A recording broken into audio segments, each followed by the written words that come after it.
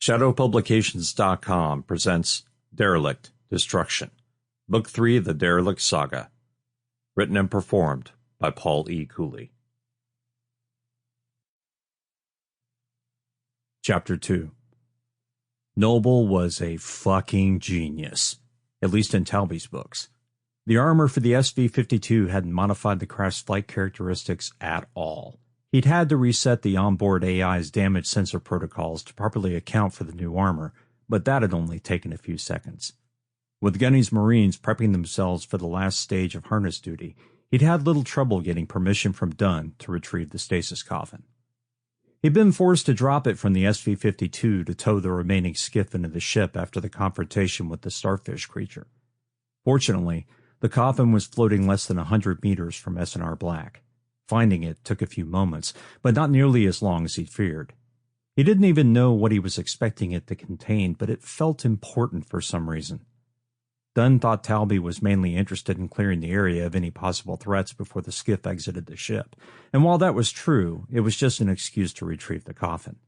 Once he saw the rectangular shadow, he pushed the craft into a negative vector and gently applied the thrusters. The SV-52 quickly ate the distance until he was no more than 5 meters above the coffin. He activated the tow line, aimed, and fired. The magnetic harpoon struck the coffin and held fast. The line reeled in the object until it stuck firmly to the hole. Smiling, he rotated the SV-52 until it pointed back at S&R Black, a derelict hulk lurking in the distance. Oakes would begin firing S&R Black's attitude thrusters in a few moments to shorten the distance between the two craft. Once he started that process, they would have to wait until he positioned S&R Black above the spindle before they loosed the skiff of Marines.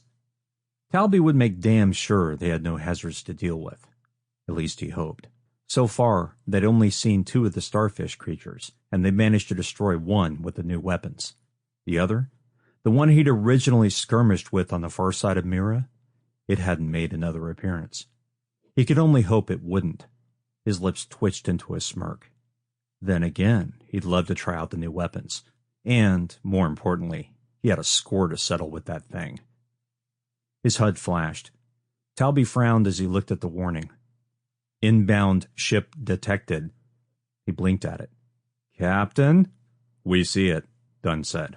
Black says it's an error, but a KBO is entering our space. She thinks it's triggering the sensors. Talby noted the position and checked his cams. Far out in the distance, he made out a black dot that obscured the starlight. If that was the KBO, it was huge. Aye, sir, he said. I have the coffin, heading back to the ship. Copy, Dunn said. We need to get a move on. As soon as you offload the coffin, I want you back out there while Oakes moves us into position. Acknowledged, sir, Talby said. Offload the coffin, he echoed. Right. Gunny's squad had already created a temporary quarantine area for it. All he had to do was get the damn thing back in the ship. Easy enough, he said aloud. He activated the thrusters, but kept an eye on the feed targeting the shadow. The object heading toward them glowed in pulsing patches of color far too bright to simply be a prism reflection from Sol's distant light. Far too bright. Hell, Mira was less than half a click away, and it was clothed in shadow. That couldn't be the sun or Pluto's light reflecting off it. That simply wasn't possible. Talby focused on getting the 52 back to the cargo bay and tried to push thoughts of the object out of his mind. It didn't work. He told the combat AI to track the object and take high-resolution stills. Once he dropped off the coffin, he'd have time to wait while Oakes positioned the ship. Then he could take a look. Gunny stood astride the cargo bay and watched as Talby brought in the support vehicle. Rather than landing, the lieutenant hovered just above the deck. Ready to detach, Talby said. Aye, sir, Gunny said. He gestured to Wendt and Copenhaver. Get in there and unload that thing, and take it to the quarantine area. Aye, Gunny, the 2 Marines said. Wendt and Copenhaver approached the 52 undercarriage. The stasis coffin, a large rectangular piece of Atmos steel, hung beneath the support vehicle like a bomb. Gunny harumphed. He hoped like hell that wasn't a prophetic thought. The 2 Marines detached the coffin from the harpoon and mag-walked it to the aft end of the cargo bay. Before Talby had even left the ship, Gunny's Sample complete. Ready to continue?